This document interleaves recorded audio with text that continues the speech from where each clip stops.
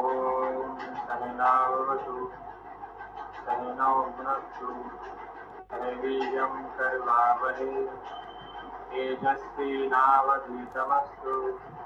मा विद्विषावहै। ओम शांति शांति शांति। हरि ओम श्री गुरुभ्यो नमः। हरि ओम। सभी लोग दोहराएंगे। विदिता तिल शास्त्र सुधा जल भेद। सभी लोग साथ में बोलेंगे, ठीक है। विदिता तिल शास्त्र सुधा जल भेद महितोपनिषद कथितार्थ निधि।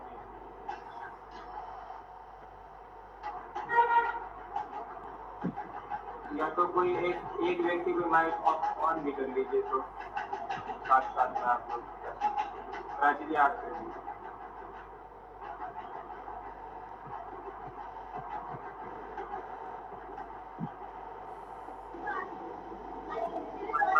बात बताइएगा।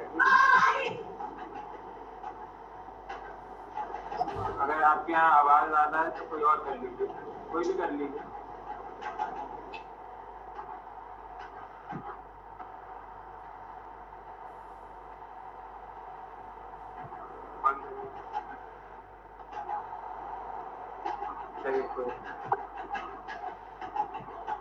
विदिता तिल शास्त्र सुधा जल है महितोपनिषद कथितार्थ निधि।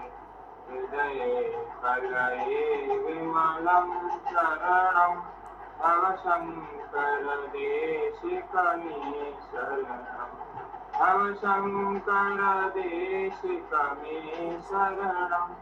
भवशङ्कर देशिकमे शरणं। करुणावरुणालय पालय मां भवसागर दुःखविदूनविदं। रचयाखिल दर्शन तत्त्वविदं भवशङ्कर देशिकमे शरणं। भवशङ्कर देशिकमे शरणं। भवशङ्कर देशिकमे शरणं। भवता जनता सुहिता भवता निजबोध विचारण चारुमते। फलेश्वर जीव विवेक विदं भवशङ्कर देशिकमे शरणं। भवशङ्कर देशिकमे शरणं। भवशङ्कर देशिकमे शरणं। भवैव भवानिति मे नितरां समजायति चेतसि कौतुकिता। मम वारय महाजन भवशङ्कर देशिकमे शरणं। भवशङ्कर देशिकमे शरणं। भवशङ्कर देशिकमे शरणं। सुकृते विकृते बहुधा भवतो भवितापददर्शन लालसुता।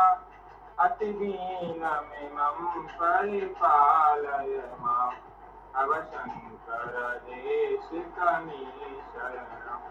भवशङ्कर देशिकमे शरणं। भवशङ्कर देशिकमे शरणं। भवशङ्कर देशिकमे शरणं।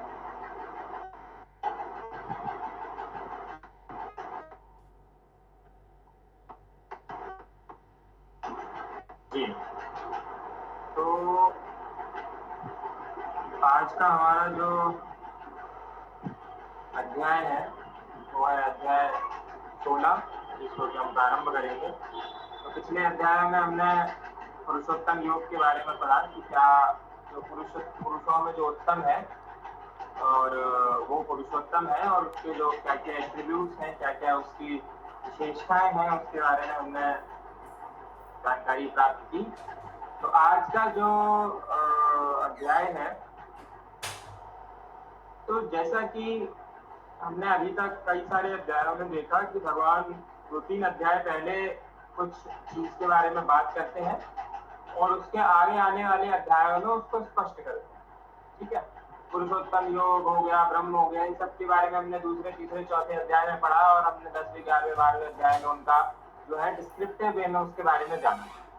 समझ रहे? तो इसी के साथ जो है भगवान ने एक और बात करी 9वें अध्याय में, जब उन्होंने देवी और आसुरी शक्तियों के बारे में बताया। ठीक है, देवी और आसुरी संपदा के बारे में उन्होंने जो बताया, तो भगवान 17वें अध्याय में उसके बाद 16वें अध्याय में उसको स्पष्ट कर रहे हैं कि जो मंतव्य उन्होंने तब रखा उसका मूल अर्थ क्या है ना, उसका जो डिस्क्रिप्टिव वे में अगर हम उसको जाने तो क्या है। इसीलिए 16वें अध्याय का नाम रखा गया देवासुर संपद विभाग योग। यानी इसमें जो दैवीय और जो आसुरी शक्तियां हैं, यानी ये देव असुर क्या होते हैं, स्वर्ग और नर्क क्या होते हैं, इनके बारे में हम विचार करने का प्रयत्न करेंगे। ठीक है, तो सबसे पहले क्या कह रहे हैं भगवान कि भय का सर्वदा अभाव, अंतःकरण की पूर्ण निर्मलता, तत्व ज्ञान के लिए ध्यान योग में निरंतर दृढ़ स्थित और सात्विक दान, इंद्रियों को दमन, भगवान देवता और गुरुजनों की पूजा तथा अग्निहोत्र आदि उत्तम कर्मों को आचरण एवं वेद शास्त्रों को पठन पाठन तथा भगवान के नाम और गुणों का कीर्तन, स्वधर्म पालन के लिए कष्ट सहन और शरीर इंद्रियों के सहित अंतःकरण की सरलता। यानी कि एक से तीसरे श्लोक तक वो क्या बता रहे हैं, एट्रीब्यूट्स बता रहे हैं। किसके एट्रीब्यूट्स बता रहे हैं? दैवीय संपदा के। तो ध्यान से इसके पहले एक बार पढ़ेंगे, उसके बाद फिर से चर्चा करेंगे।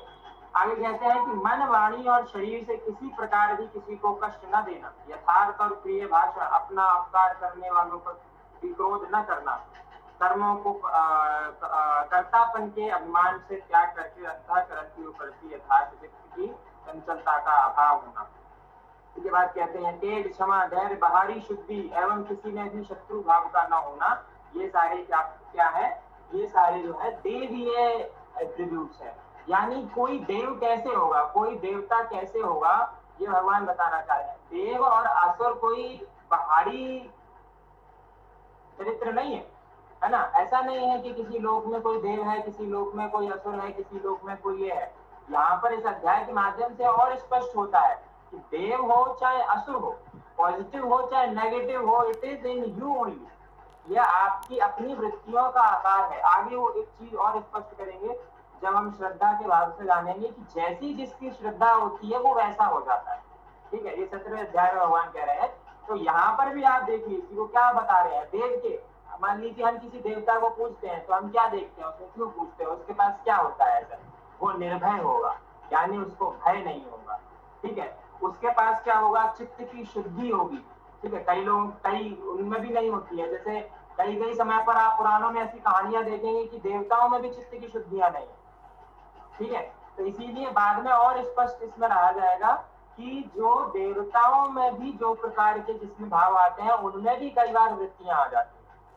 ठीक है, ये आगे क्या ध्यान देखेंगे। तो चित्त की शुद्धि होनी चाहिए, दान और संयम होना चाहिए। भाई क्या देवता जिसके पास संयम ही ना हो, और तुरंत आया, किसी ने उकसाया और वो फंस गया, है ना। जैसे पौराणिक इंद्र का जो छवि है वैदिक काल में जैसा है, वैदिक काल में इंद्र जो है वो सबसे शक्तिशाली है। वैदिक काल के जो इंद्र है वो अपने आत्म संयमी है ना, विध्वंसक तो है ही, पर उसके साथ साथ ज्ञान में श्रेष्ठ है। परंतु वही पौराणिक काल के जो इंद्र हैं उनमें हमें शिथिलता देखने को मिलती है, उनमें हमें कई सारी समस्याएं देखने को मिल जाती है। तो ऐसा रहा होगा। इंद्र एक उपाधि है। इंद्र जो है वो स्वर्ग के राजा को इंद्र कहा जाता है। तो इंद्र एक उपाधि है। समय समय पर अलग अलग राजा जो है, अलग अलग व्यक्ति विशेष जो है, जैसे जैसे कर्म कोई करता है तो वो इंद्र हो जाता है। ठीक है, तो जैसे ब्रह्मा है तो कई ब्रह्मा, हर एक ब्रह्मांड का अपना एक ब्रह्मा है। ठीक है, तो कई प्रकार के ब्रह्मा हुए, कई अलग अलग ब्रह्मांडों का जो संचालन करते हैं वो ब्रह्मा है। ऐसे ही जो है इंद्र भी एक पद हो गया। ठीक है, अभी भी जैसे व्यास पीठ पे जैसे कोई बैठता है तो उसको क्या कहा जाता है? व्यास कहा जाता है। वेद व्यास की परंपरा कंटिन्यू है। ऐसे ही शंकराचार्य की पीठ पे कोई बैठता है तो उसको क्या कहा जाता है? शंकराचार्य कहा जाता है। ऐसे ही स्वर्ग की पीठ पर कोई बैठता है तो उसको इंद्र कहा जाता है। और ऐसे अलग अलग पुराणों में, अलग अलग ग्रंथों में हमें अलग अलग इंद्रों के नाम भी मिल जाए। तो इसीलिए उसमें क्या होना चाहिए? दान होना चाहिए, संयम होना चाहिए, अहिंसा और सत्य भी होना चाहिए।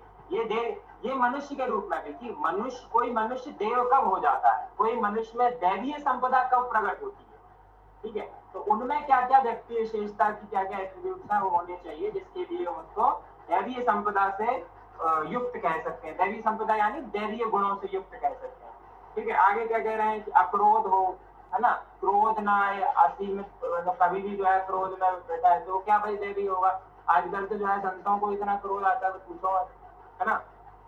तो संत का अर्थ ही संतुलन है, और आप जो है बिना मतलब के क्रोधित हो रहे हैं, ठीक है? तो इस प्रकार से शांति उसने धारण कर रखी हो और क्षमा उसके अंदर होने चाहिए, है ना? तो क्षमा जो है वो अत्यंत श्रेष्ठ गुण है। किसी भी श्रेष्ठ, जितना श्रेष्ठ व्यक्ति होगा उसका सबसे श्रेष्ठ गुण क्या होगा? क्षमा होगा, ठीक है? तो ऐसे ही करके वो कई सारे एट्रीब्यूट्स आपको बता रहे हैं। आगे क्या कहते हैं? यह पार्थ, दंभ, घमंड और अभिमान तथा क्रोध, कठोरता और अज्ञान ये सभी आसुरी संपदा के लेकर उत्पन्न हुए पुरुष के लक्षण हैं। यानी कि जो दंभ है, घमंड है, अभिमान है तथा क्रोध है कि मैं ही हूं जो हूं, सब मेरे अलावा कौन है ना, जिस प्रकार का अभिमान किसी व्यक्ति में आ जाता है, क्रोध से कोई व्यक्ति लिप्त होता है, कठोरता और अज्ञान से कोई व्यक्ति लिप्त होता है, तो वो क्या है? आसुरी प्रवृत्ति का है। यानी जिस भी व्यक्ति में ये गुण पाए जाएंगे उसको भी आप क्या कहोगे? असुर कहोगे। भाई अभी हमारे आपस के लोगों में भी हम भी क्या कहते हैं कि भाई तुम्हारी जो है प्रवृत्तियां आसुरी प्रवृत्तियां और तुम असुर हो, ठीक है? तो ऐसा नहीं ना कि असुर सिर्फ नर्क लोक में रहेगा, तो नर्क लोक यही हो जाएगा। जब आपके अंदर आसुरी प्रवृत्तियों का वर्चस्व हो जाएगा तो ये शरीर ही नर्क हो जाएगा। जब आपके अंदर दैवीय शक्तियों का, दैवीय संपदा का जो है स्पर्श हो जाएगा तो ये शरीर ही क्या हो जाएगा? आपके लिए स्वर्ग हो जाएगा। Getting my point? ठीक है। तो आगे क्या कह रहे हैं कि देवी संपदा मुक्ति के लिए और असुरी संपदा बंधन के लिए मानी गई है। इसलिए हे अर्जुन, तू शोक मत कर क्योंकि तू देवी संपदा को लेकर उत्पन्न हुआ है। यानी कि दो चीज में है ना? तो सूर्य जो है वो क्या, वो कहां पर लेके जा रहे हैं? वो उसको कहां से लिंक किया जा रहा है? मोक्ष से लिंक किया जा रहा है। और असुर को क्या, किससे लिंक किया जा रहा है? बंधनों से लिंक किया जा रहा है। यानी जो देवी संपदा है, जो देवीय गुण है, वो आपको किस मार्ग पर प्रशस्त करेंगे? वो आपको मोक्ष के मार्ग पर प्रशस्त करेंगे। और जो आसुरी गुण है वो आपको किसके मार्ग पर प्रशस्त करेंगे? वो आपको बंधन के मार्ग पर प्रशस्त करेंगे। जितने भी असुर जो होते हैं वो देखा आपने, वो लोभ, लालच, मोह, क्रोध, ईर्षा, मान, मत्सर, इन सब से क्या होते हैं? लिप्त होते हैं। यानी they are bound to their actions, to their results, to their desires. Are you getting my point? Is it clear? तो इस प्रकार से जो बंधन है वो किसमें व्याप्त रहता है? वो आसुरी प्रवृत्तियों में व्याप्त रहता है। तो आपको जैसे कई कहानियां ऐसे पुराणों में देखने को मिलेंगी जिसमें इस प्रकार से, बात देखिए कि जो भक्त प्रहलाद हुए वो राक्षस कुल में उनका जन्म हुआ, पर फिर भी जो उनके अंदर देवीय शक्तियां जो है वो इतनी प्रबल हुई कि वो जो है वो मोक्ष के साधन बन गए। ठीक है। ऐसे ही जो रावण है वो ब्राह्मण कुल में प्रकट हुआ और उसके अंदर ऐसी जो आसुरी शक्तियां प्रवृत्त हुई कि वो जो है श्रेष्ठ कुल में होने के बाद भी वो क्या हुआ? राक्षस योनि में गया। समझ रहे हैं? तो हे अर्जुन, इस लोक के भूतों की सृष्टि यानी मनुष्य समुदाय दो ही प्रकार का है, या तो एक तो देवी प्रकृति वाला है और दूसरा आसुरी प्रकृति वाला है। उनमें से देवी प्रकृति वाला तो विस्तार पूर्वक कहा गया, अब तू आसुरी प्रकृति वाले मनुष्य समुदायों को भी विस्तार पूर्वक सुन। यानी कि उन्होंने बता दिया कि जो भी भूतों का स्वभाव है, यानी मनुष्यों का स्वभाव है, यानी जीवों का स्वभाव है, वो क्या है? that is of only two types, either it is positive or either it is negative, either it is देवीय or either it is आसुरी, इसके अलावा कुछ नहीं है। ठीक है, तो यहाँ पर यह मनुष्य अपने आप में ही आसुरी प्रवृत्ति है और अपने आप में ही दैवीय प्रवृत्ति है। अब किसका उत्कर्ष वो करना चाहता है वो उसकी अपनी श्रद्धा के ऊपर है, किस चीज को वो अपने अंदर लेके आना चाहता है। हमारे अंदर सारे एट्रीब्यूट होते हैं, पर किसको हम जल रूपी खाद देंगे, किसको हम जो है किस वृक्ष को हम कैसे बढ़ाएंगे, वो हमारे अपने पुरुषार्थ पर होता है, अपने ऊपर हमें होता है। इसीलिए इतना जो है स्कोप दिया गया है, ऐसा नहीं कहा गया हर जगह की नियति है, जैसा हो गया जैसा मिल गया जो भगवान चाहेगा वही, नहीं। हमारे पास हमारा पुरुषार्थ है, हमारे पास हमारे पुरुषार्थ का बल है, जिससे हम अपनी चीजों को परिवर्तित करने का दम रखते हैं। ऐसे ही पुरुषार्थ के बल पे महर्षि मार्कंडेय ने क्या किया, अपने जीवन का जो है आयु को अमर कर, अल्प आयु थी, ठीक है, जल्दी उनकी मृत्यु होनी थी, परंतु उनके पुरुषार्थ के बल से, उनकी भक्ति के बल से उन्होंने क्या किया, आज भी उनको अमर माना है। ठीक है, आगे क्या कह रहे हैं कि आसुर स्वभाव वाले मनुष्य प्रवृत्ति और निवृत्ति इन दोनों को ही नहीं जानते, यानी कि इसलिए उनमें न तो बाहरी भीतर की शुद्धि है न श्रेष्ठ आचरण है। यानी कि अब जो है वो आसुरी संपदा के बारे में बता रहे हैं विस्तृत रूप से कि आसुरी संपदा क्या है। तो पहले उन्होंने कहा कि प्रवृत्ति और निवृत्ति दोनों ही प्रकार के उसमें वो भेद को नहीं समझते। प्रवृत्ति और निवृत्ति क्या है, तो प्रवृत्ति जो है वो एक तरीके से आपका अटैचमेंट है आपके कार्यों के प्रति, और निवृत्ति क्या है, आपका डिटैचमेंट है आपके कर्म के बंधन से मोक्ष के मार्ग पर प्रशस्त होने के लिए। तो इन दोनों का ही भेद वो नहीं जानते, क्योंकि अगर प्रवृत्ति का भेद भी वो जान रहे होते, निवृत्ति का भेद भी वो जान रहे होते, तो कम से कम कर्तव्य तो कर रहे होते, परंतु कर्तव्य किस भाव से कर रहे होते, निष्काम भाव से कर रहे होते। और निवृत्ति का अगर जानते तो वह मोक्ष के माध्यम पे, साधन पे अपने आप ही उस पे प्रवृत्त हो जाते। तो दोनों को ही नहीं जानते, है ना। निवृत्ति तो दूर की बात है, वो प्रवृत्ति में कैसे काम करना है उसको भी नहीं जानते हैं। ऐसी लोगों को इसीलिए असुरी ट्रिब्यूट में क्या रखा गया, अज्ञान रखा गया। ठीक है, तो आगे क्या कह रहे हैं, वह आसुरी प्रकृति वाले मनुष्य कहा करते हैं कि जगत आश्रय रहित, सर्वथा असत्य और बिना ईश्वर के अपने आप केवल स्त्री पुरुष संयोग से उत्पन्न है, अतएव केवल काम ही इसका कारण है। यानी कि जो आसुरी, अब आप देखेंगे ना कि हाँ, जब आप देखेंगे कि जो आसुरी, अब आपने जैसे पुराणों की कई कहानियों में देखा होगा कि जो असुर होते हैं वो बड़े काम वासनाओं से लिप्त होते हैं, है ना। इतने काम वासनाओं से लिप्त होते हैं कि जिस गुरु की वो क्या कर रहे हैं, जिस गुरु की वो सेवा कर रहे हैं, माने जिस गुरु का वो ध्यान कर रहे हैं। जैसे फॉर एग्जाम्पल कि जो कई असुर हैं, जो भस्मासुर हैं और इत्यादि इत्यादि असुर हैं, वो किसकी उपासना कर रहे हैं, शिव की उपासना कर रहे हैं, और उनकी काम वासना कहाँ जागृत हो रही है, माता पार्वती पे जागृत हो रही है। तो गुरु है उनके लिए, देव है, इष्ट है उनके लिए, और गुरु माँ हुई उनके लिए, देवी हुई, इष्ट हुई उनके लिए, उनपे भी ऐसे, तो ऐसे ही प्रवृत्ति वाले जो लोग होते हैं उनको असुर कहा गया। और इसीलिए भगवान का कह रहे हैं कि ऐसे लोग, हमेशा उनको ये लगता है कि सारी चीज जो है वो काम वासनाओं तक ही सीमित है, यानी कि उनका जो मेन आधार है वो यही है कि बस जो है एक पुरुष है एक स्त्री है, उसमें जो है संभोग की क्रिया हुई और एक सृष्टि उत्पन्न हुई, बाद में वही चीज रिपीट होती रहेगी, इसमें कुछ ऐसा नया जैसा नहीं। ठीक है, तो जो यहाँ तक लिप्त रहेंगे, यहाँ तक रहेंगे, वो वहीं तक उसमें ही फिर वो कष्ट भोगेंगे, दुख भोगेंगे। और दुख तो सबको भोगना है, परंतु दुख किस भाव से भोगेंगे इस पे जरूरी है, किस श्रद्धा से भोगेंगे इस पे जरूरी है। भाई दुख तो आपको भी भोगना है, मुझे भी भोगना है, पर अब मैं दुख में विलाप करूं अपने आप को और हानि पहुंचाऊं, ये ज्यादा सही है कि मुझे दुख पता है कि हाँ दुख तो होना ही है, इसलिए आई एम चिलिंग, है ना, नेटफ्लिक्स एंड चिल। तो अगर ये भाव से अगर हम करेंगे तो क्या रहेगा कि ठीक है भाई दुख तो आना ही है सबको, चलो चाय पियो बिस्कुट खाओ।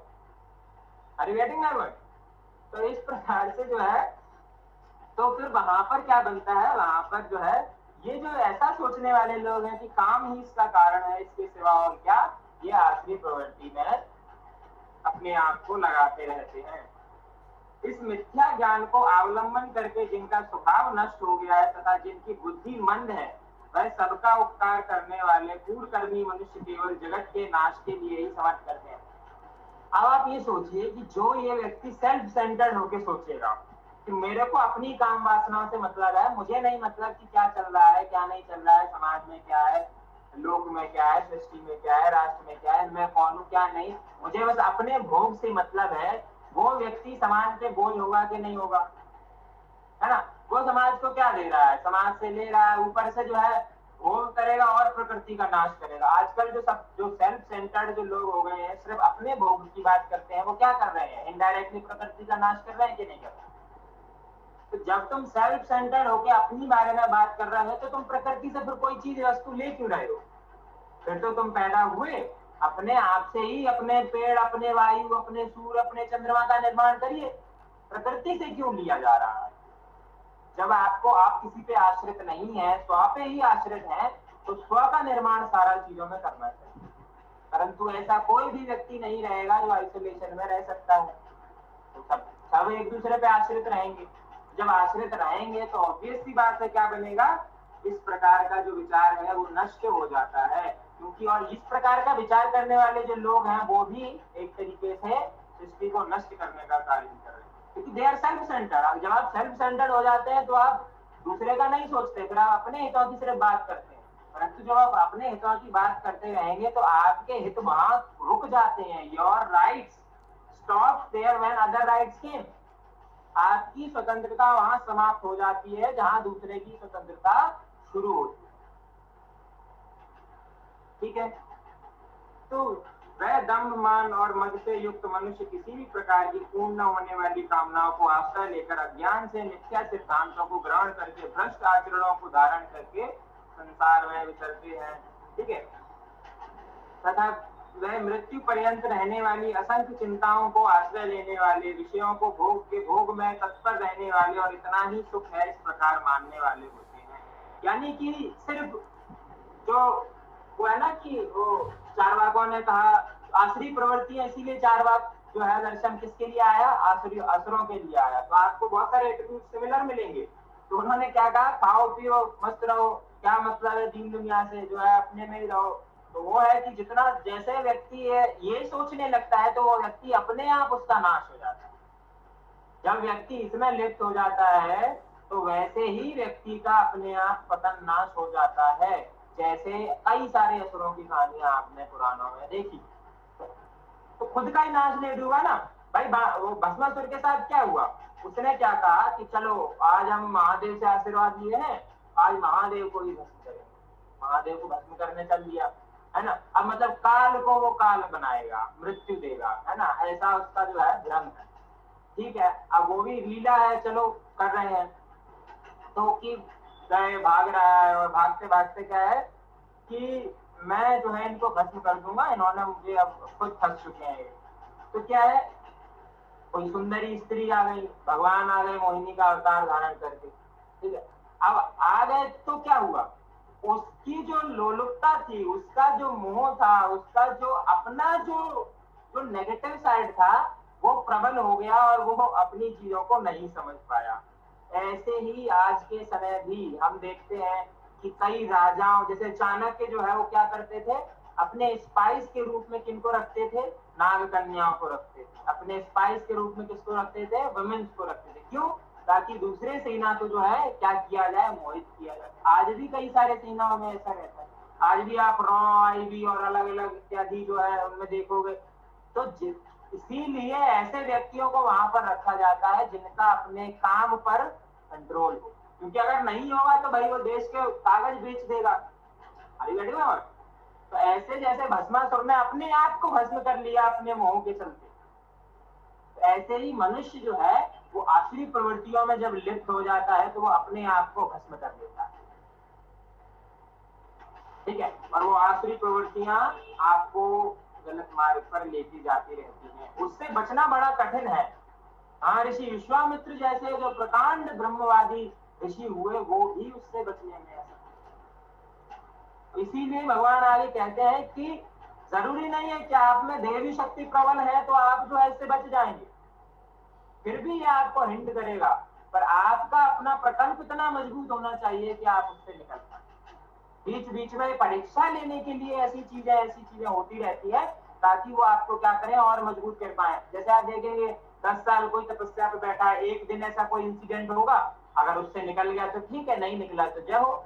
महात्मा बुद्ध जब जो है तपस्या कर रहे थे, उनके बीच में स्त्रियां आई कि भाई ऐसा ऐसा है और हमको जो है ये तो मोह, पर महात्मा बुद्ध मोह में नहीं फंसे तो क्या होगा, भव पार निकल गए।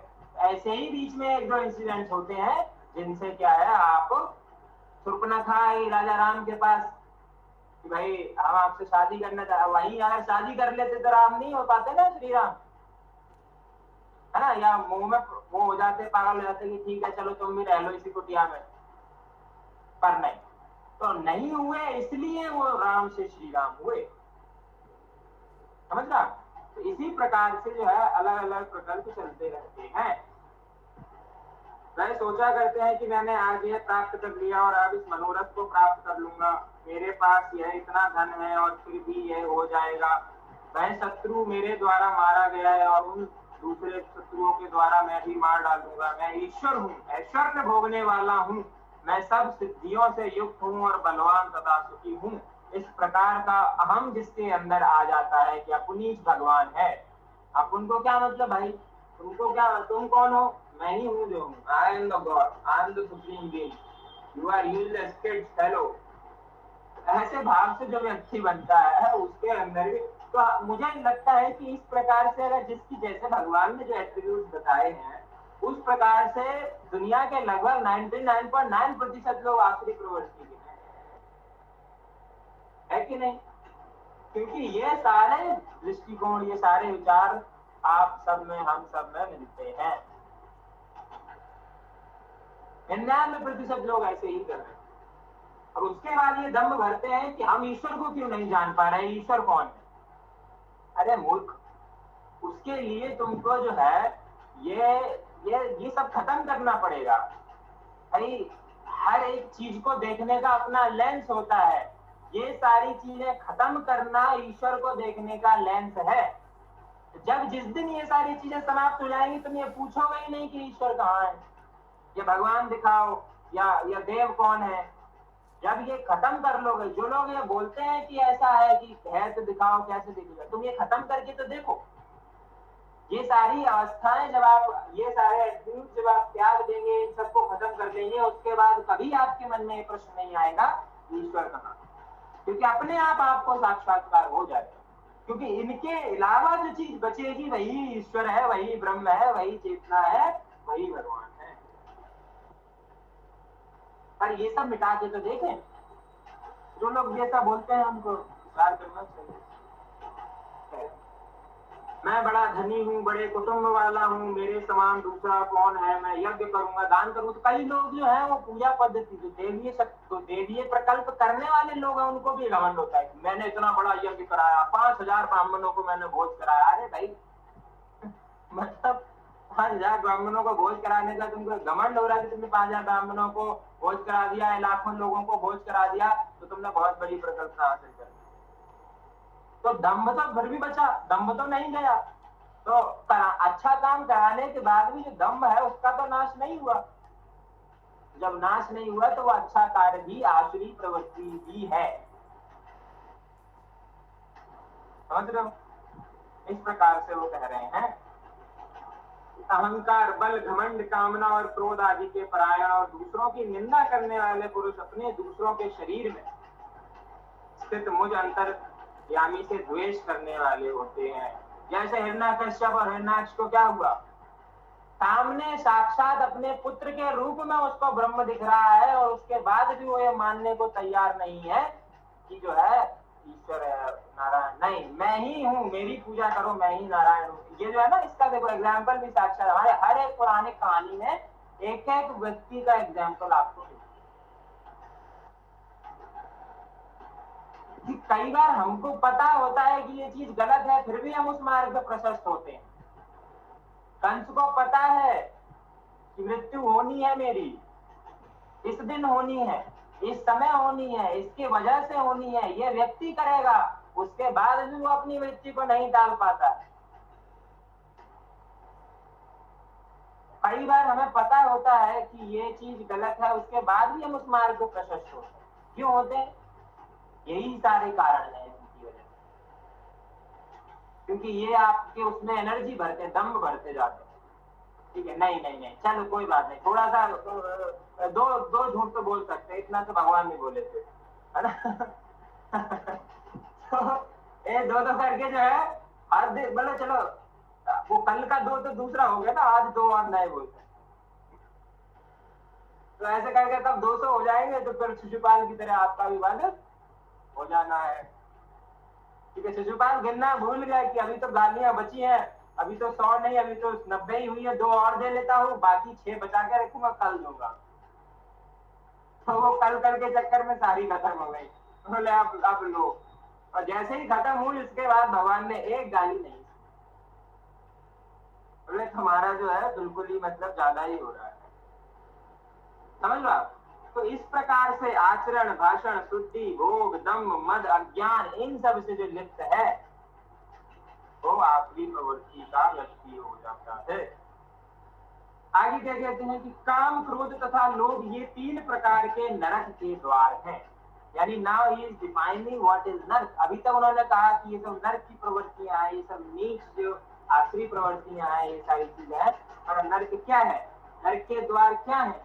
तो नरक के द्वार में वो क्या बोल रहे हैं कि त्रिविधम नरक नरकस्येदम द्वारम नाशन मनः, यानी काम, क्रोध तथा लोभ ये 3 प्रकार के नरक के द्वार आत्मा का नाश करने वाले, अर्थात उसके अधोगति में ले जाने वाले हैं। यानी जो आत्मा को जो अधोगति में ले जाते हैं, ठीक है, जो बिल्कुल उसको बिल्कुल निचतम स्तर में ले जाने का काम करते हैं, वो क्या है? ये 3 प्रकार के नरक के द्वार हैं, जिसमें क्या आता है? काम, क्रोध और लोभ। यानी these are the 3 एट्रीब्यूट्स जिससे क्या होता है? व्यक्ति का पतन होता है। ठीक है, काम से जितनी भी काम वासना है उससे क्या होगा? नहीं, और इतना और ले लेगा कि जो है गले तक, वो पेट तक खाना था, गले तक भर लिया, है ना। शादी में नहीं करते कि आज ही मिला है खा लो खत्म करके, बाद में मिले ना मिले, कचौरी, समोसा, चाट, क्रीम, सब तो सब्जी रोटी सब मिक्स कर लो, हलवा बना लो उसका, फिर बाद में हलवा भी खा लो। ठीक है, तो ऐसे ही करके जब काम जो है वो अत्यंत बढ़ जाता है, आजकल आप हर फील्ड में देखिए काम वासना इतनी ज्यादा व्यक्ति की प्रबल होती जा रही है, उससे क्या है, उससे क्या हो रहा है? उससे जो है वो नरक के द्वार के प्रवृत्ति जा रहा है। क्यों नरक का द्वारी? नरक क्या? तो नरक का मतलब ये है कि जब आपके अंदर जो है ऐसे एट्रीब्यूट्स बढ़ने लगे जो आपको पतन की ओर, अधोगति की ओर ले जाए, वही आपका वैसे वही सारी चीजें आपके शरीर को नरक बना देती है। ठीक है, अधिक काम वासनाओं में आप लिप्त हो गए, अधिक लोभ है ना। इतना लोभ था लोगों के अंदर कि भगवान को भी नहीं छोड़ा, उनके दान पात्र से भी चोरी कर ली। अब कहने को सुबह शाम जो है घंटियां हिला रहे हैं, पूजा कर रहे हैं और भजन कर रहे हैं और सब कर रहे हैं, परंतु लोभ की चरम सीमा आप देखिए कि भगवान के दान पात्र को भी नहीं छोड़ा। तो किस प्रकार भक्ति का कोई असर हुआ? क्योंकि कर ही नहीं रहे थे। अगर भक्ति ढंग से करते तो ये नहीं बताती ना। तो इसीलिए जो है लोभ जो है वो नरक का द्वार है। हर जगह हर चीज में कि चलो नहीं कोई बात नहीं, दो ये 50 रुपए से क्या ही हो रहा है, चलो रख लेते हैं, है ना। दुकान वाले ने जैसे 5 रुपए किसी को छूट गए कि उसने 10 की जगह 20 वापस कर दिए, तो अरे ठीक है आप क्या 20 कर दिए, चलो 10 रुपए का चिप्स और खा लेंगे। तो कई बार ऐसा होता। तो धीरे धीरे करके ये छोटा छोटा लोग हम देखते हैं बचपन से, यही बाद में बड़ा बन जाता है। और 10 साल की उम्र में आपने किसी के 10 रुपए ऐसे मारे, जो है 25-30 साल के हो जाएंगे तो 10 करोड़, है ना। IAS हो गए, लाओ एक पेटी हमारे घर पे भेज दो, समझ रहा। इस प्रकार से जो है लोग बढ़ता जाता है तो वो नरक की ओर, द्वार की ओर ले जाता है। नरक का मतलब क्या है? जहां आपका पतन हो नरक है, जहां आपको बंधनों में बांधा जाए वो नरक है। तो ये तीनों चीजें क्या करती हैं? आपको बांधने का काम करती है, मुक्ति नहीं देती है। मुक्ति कैसे दे देंगे भाई? आप जब 10 रुपए में अपने ईमान को बेच दे रहे हो तो आप मुक्त हो? नहीं हो। जहां मुक्ति नहीं है वो क्या है? नरक है, बंधा हुआ है। और इन्हीं सारी चीजों से जब मुक्त होते जाते हैं हम, तो स्वर्ग के मार्ग तक प्रशस्त होते जाते हैं। और जब पूर्णतः स्वतः मुक्त हो जाते हैं तो हम परलोक, ब्रह्मलोक, द्वाप, गौलोक, अलग अलग जिसकी जो भी अवधारणाएं हैं वहां पर आप व्याप्त हो।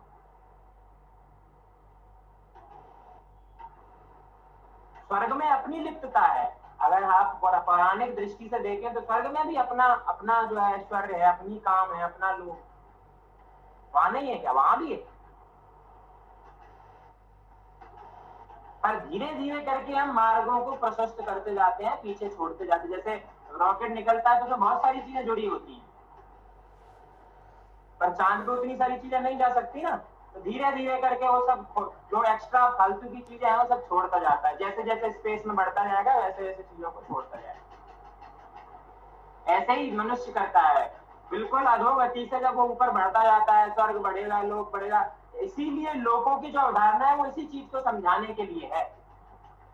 ऐसे कोई लोग नहीं होंगे किसी को नहीं जानकारी, पर लोगों की अवधारणा जो बनी वो इसी स्टेजेस के तौर पे कि आप धीरे धीरे करके अपने स्टेज पे ऊपर बढ़ते हैं, और उन्हीं को जो स्टेजेस है उन्हीं को आप लोग कह देते हैं।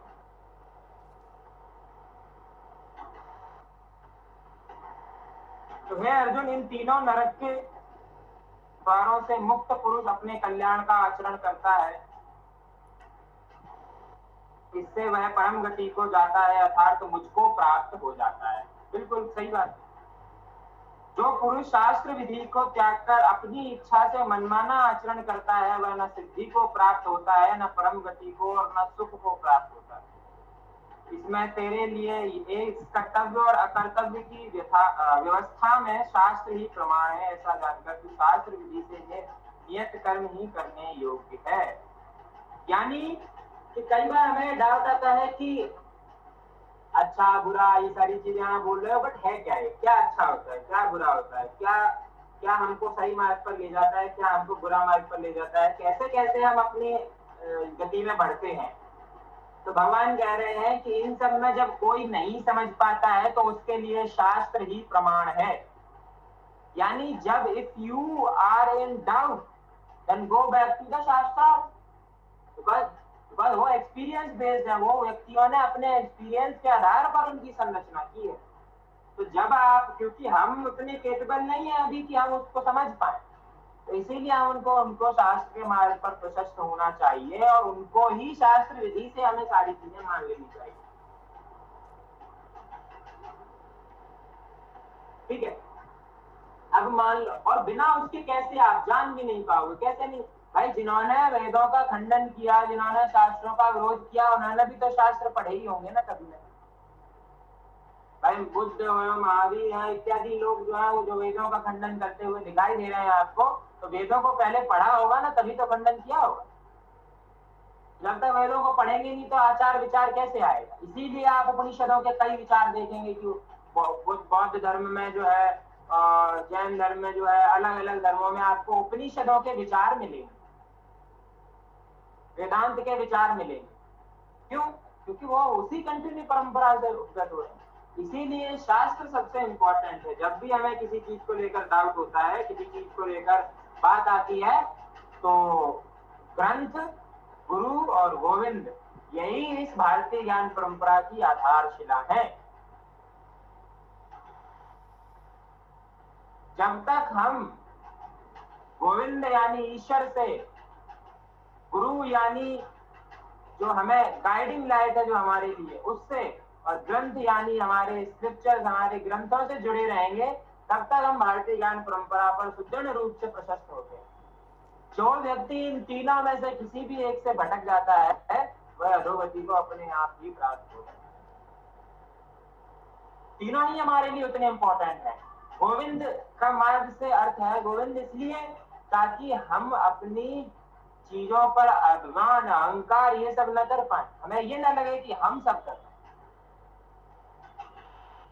और हम सही मार्ग पर है कि नहीं ये प्रशस्त करने का काम हमारे को गुरु करता है।